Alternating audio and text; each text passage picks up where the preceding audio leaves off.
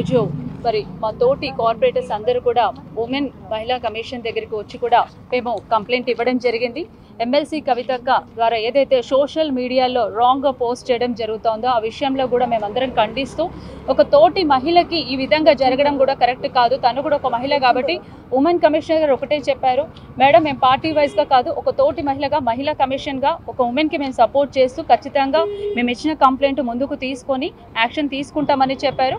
మళ్ళీ కూడా మేము ఇది ఫాలోఅప్ చేస్తూనే ఉంటాము. కానీ ఒక మహిళని ఇంత కించపరుస్తూ మాట్లాడడం కూడా పద్ధతి కాదు. రేవంత్ రెడ్డి గారు కూడా ఇదే చెప్తున్నాను, నోరు అదుపులో పెట్టుకొని మాట్లాడితే పద్ధతిగా ఉంటుంది.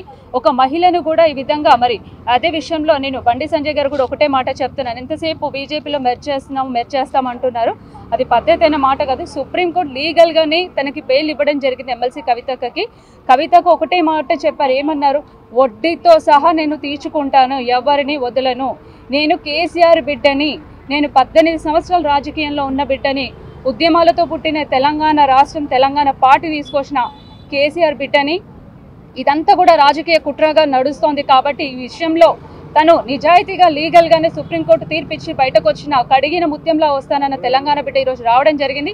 అదేవిధంగా మరి వచ్చినప్పటికీ కూడా ఓర్వలేని తనం అదే విషయంలోనే రాజకీయ కుట్రంగా వచ్చినప్పటికి జీర్ణించుకోలేక ఇష్టం వచ్చినట్టు రన్నింగ్ కామెంట్స్ చేసి ఫోన్ ఉంది కదా అని చేతిలో ఫోన్ ఉందన్నట్టు ఇష్టం వచ్చినట్టు పెడతా ఉన్నారు. నేను పెట్టిన వాళ్ళకు కూడా నేను సూటిగా ఒక ప్రశ్న చేయదలుచుకున్నాను, మీ ఇంటిలో ఆడబిడ్డలు లేరా, అక్క చెల్లెలు లేరా, అమ్మలు లేరా, కనీసం పెట్టేటప్పుడు నిజంగా ఇది వాస్తవాలా అవాస్తవాలా అని ఆలోచించి పెడితే బాగుంటుంది. ఈ విషయంలో అందుకనే మేము మహిళా కమిషన్ దగ్గరికి వచ్చి మా తోటి కార్పొరేటర్స్ అందరం కూడా ఇవ్వడం జరిగింది. ఇక్కడి నుంచి ఇది ఎంతవరకు మేము ఫాలోఅప్ చేస్తూనే ఉంటాం, ఈ యాక్షన్ తీసుకున్నంత వరకు మేము కొనసాగిస్తూనే ఉంటాము. ఇందుకు ఈ యాక్షన్ ఒకవేళ తీసుకోకపోతే కూడా మా తోటి మహిళలు యావత్తు తెలంగాణ రాష్ట్రం అంతా కూడా ముందుకొచ్చి ఇక్కడ ధర్నా చేయడం కూడా జరుగుతుందనేసి ఈ సందర్భంలో నేను తెలియజేసుకుంటున్నాను.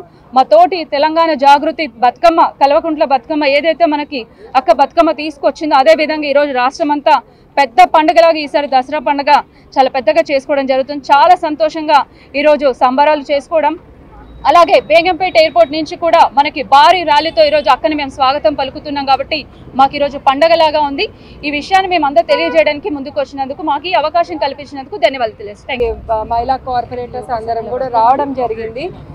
ఇప్పటికే మా తోటి కార్పొరేటర్ చెప్పినట్టు నిన్ననే కవితక బెయిల్ తీసుకొని బయటకు వచ్చిందని మేమందరం కూడా చాలా హ్యాపీగా ఉండే. కాకపోతే 166 డేస్ ఒక మహిళ జైల్లో ఉండి బయటకు వచ్చింది, వాళ్ళ పిల్లలు కానివ్వండి ఫ్యామిలీ కానీ ఎంత సఫర్ అయ్యి ఉంటారో అవన్నీ కూడా ఆలోచించకుండా ఒక విమెన్ అని కూడా చూడకుండా పిచ్చిగా పోస్టులు పెట్టడమే కాకుండా చాలా డీగ్రేడింగ్గా మాట్లాడడం జరుగుతుంది.